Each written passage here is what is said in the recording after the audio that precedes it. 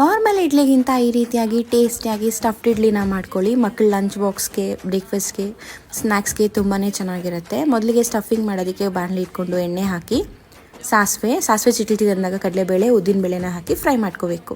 ನಂತರ 2 medium size ಈರುಳ್ಳಿ, ಹಸಿಮೆಣಸಿನ್ಕಾಯಿ, ಕರಿಬೇವಿನ ಸೊಪ್ಪನ್ನ ಹಾಕಿ ಟ್ರಾನ್ಸ್ಪರೆಂಟ್ ಆಗೋವರೆಗೂ ಫ್ರೈ ಮಾಡ್ಕೋಬೇಕು. ಉಪ್ಪು, ಅರಿಶಿನ ಹಾಕ್ಕೊಂಡು ಚೆನ್ನಾಗಿ ಫ್ರೈ ಆದಮೇಲೆ 3 ಇಂದ 4 ಆಲೂಗಡ್ಡೆನ ಬೇಯಿಸ್ಕೊಂಡು ಸ್ಮ್ಯಾಶ್ ಮಾಡಿ ಹಾಕ್ಕೊಂಡು ಈ ರೀತಿಯಾಗಿ ಮಿಕ್ಸ್ ಮಾಡಿ ಲಾಸ್ಟಲ್ಲಿ ಕೊತ್ತಂಬರಿ ಸೊಪ್ಪನ್ನ ಹಾಕಿ ಸೈಡಲ್ಲಿ ಇಟ್ಕೋಬೇಕು. ನಂತರ ಇಡ್ಲಿ ಹಸಿಟ್ಟಿಗೆ ಒಂದು ಸ್ವಲ್ಪ ಉಪ್ಪನ್ನ ಹಾಕ್ಕೊಂಡು ಮಿಕ್ಸ್ ಮಾಡಿ ಇಟ್ಕೋಬೇಕು.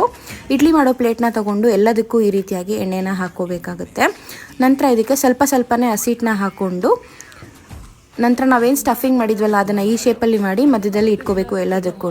ಮತ್ತು ಮೇಲಿಂದ ಇದಕ್ಕೆ ಹಸಿಟ್ಟನ್ನ ಹಾಕಿ ಸ್ಟೀಮಿಗೆ ಇಟ್ಕೋಬೇಕಾಗತ್ತೆ 10 ನಿಮಿಷ. 10 ನಿಮಿಷ ಸ್ಟೀಮ್ ಆದಮೇಲೆ ತುಂಬಾ ಟೇಸ್ಟಿಯಾಗಿರೋ ಸ್ಟಫ್ಡ್ ಇಡ್ಲಿ ರೆಡಿ.